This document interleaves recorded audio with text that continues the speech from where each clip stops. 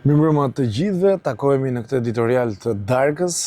sepse ka disa zhvillime shumë intensive që ja vlen të diskutojmë së bashku. Ajo që nuk pritej ka ndodhur rebelizëm në radhët e Partisë Socialiste. Po flasim për një rebelizëm që ka ndodhur nga kryetarët e bashkive, nga ata kryetar bashkie,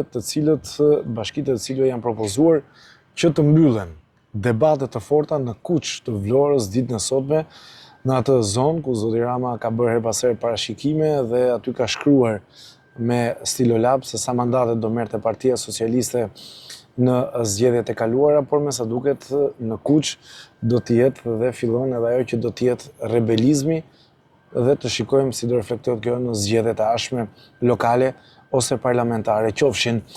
Shumë kryetarë bashkish kanë patur debate të forta, të ashpra me zotin Rama ditën e sotme për idenë e zotit Rama për të mbyllur 16 bashki nga 61 që janë aktualisht. Kujtojmë që kjo do të jetë reforma e dytë territoriale, e para që ka bërë Partia Socialiste ka qenë në vitin 2015, një reformë territoriale që u bë pa praninë e opozitës dhe nga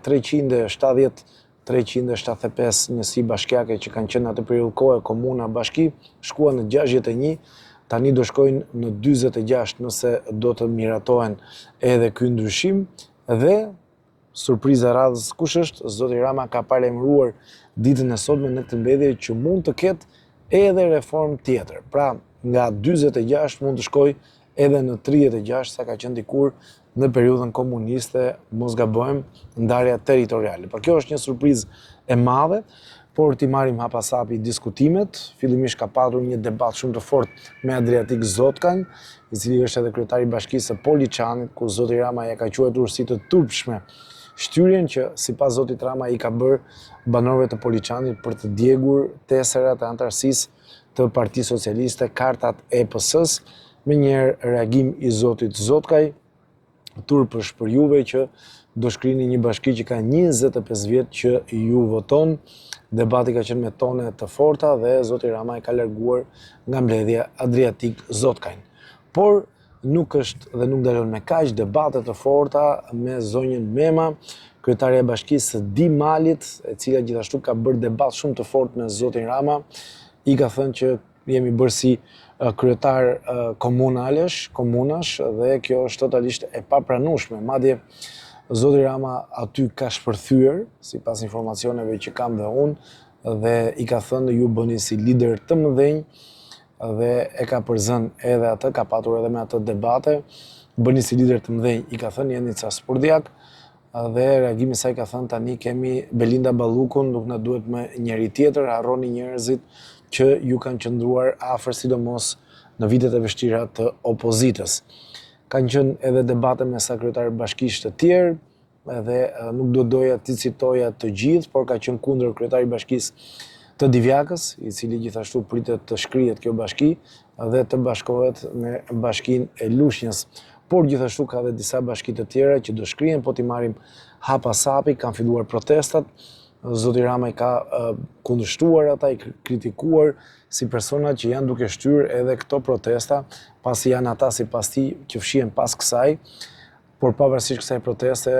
dhe protestave të ndryshme që kanë filluar në shumë qarqe të vendit, zoti Rama ju ka premtuar atyre, klapa gjithmonë, dhe një lloj kërcënimi që nuk do të stepet, madje reforma territoriale nuk do ndalet me kaq, do të ketë edhe reforma të tjera dhe me shumë gjasa, si e thash, nëse do të fitojë zgjedhje gjithmonë, nëse do të ketë numrin e dur të mandateve, Partia Socialiste do ta çojë numrin e bashkive në vend me shumë gjasa në 36. Shkrihen disa bashki të rëndësishme, qarku më i prekur është qarku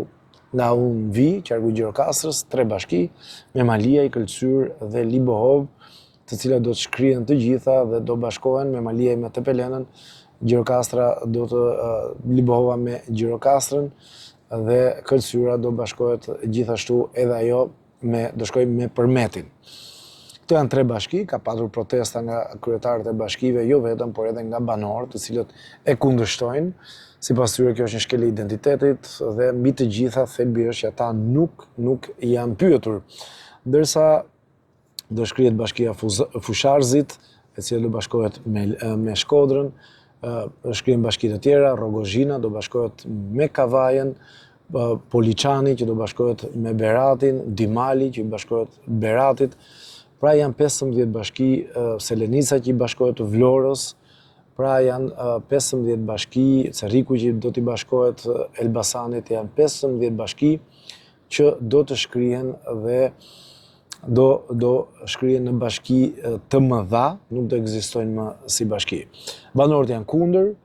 nuk janë pyetur fare, madje ata e kundërshtojnë dhe kjo është pika më e dobët e kësaj iniciative, pasi si mund të ndërmerret një reformë kur qytetarët nuk e duan. Më kujtohet në vitin 2013, kur ka qenë Partia Demokratike në pushtet, më kujtohet një ndryshim që u bë ligjit për para dhe tetraplegjikët dhe personat e verbër, që u vendos që të hiqej një lloj subvencioni që jep të shtetin atë periudhë kohe, të ulej, të reduktoj, dhe ata zhvilluan protest. Më kujtohet si tani një deputet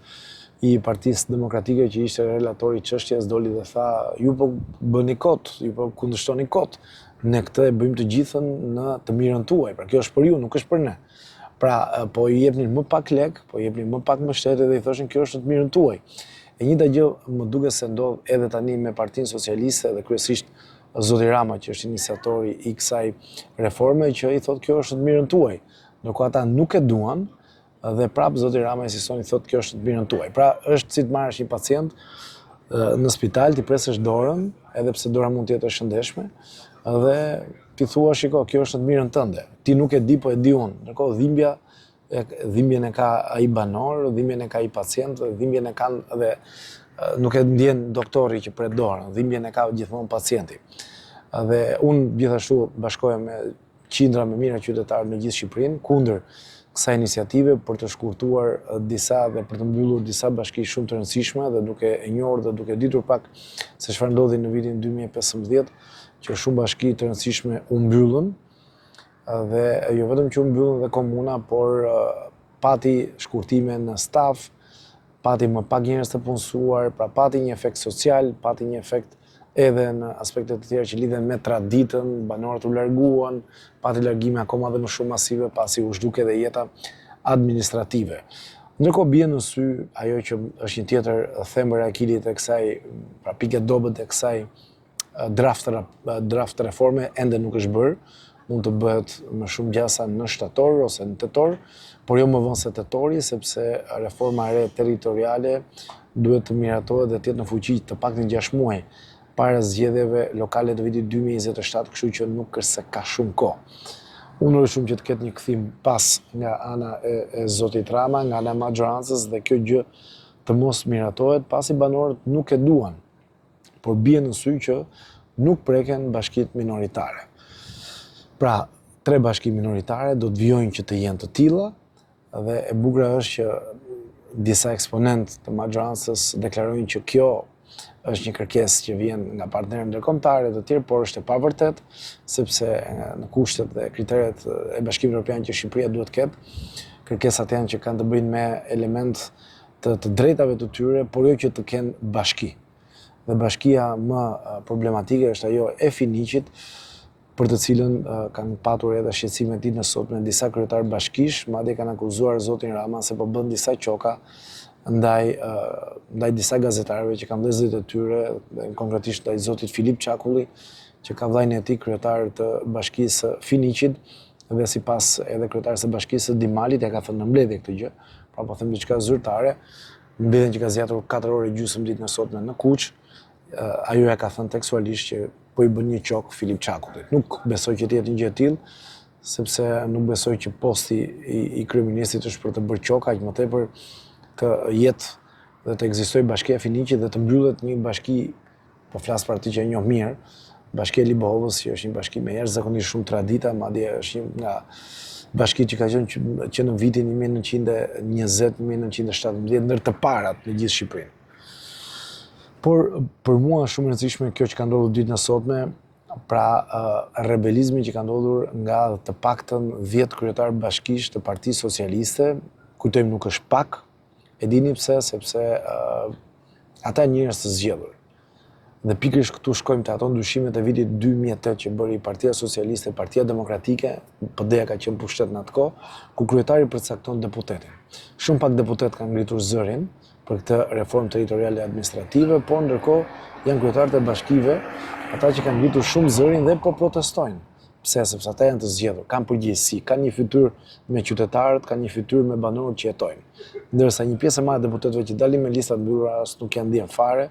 madje njerëzit as nuk e dinë se ku janë dhe ku nuk janë. Shikoni se sa e rëndësishme është që të kemi të zgjedhur që vinë direkt nga vota e popullit dhe nuk i emëron kryetari. Pra kjo është shenja e parë dhe uroj që të ketë edhe të tjera në ditët në vijim. Mos harroni bëni subscribe, jepni komentet tuaja, si kemi thënë të gjitha do t'i pasqyrojmë dhe reflektojmë në kanalin tonë.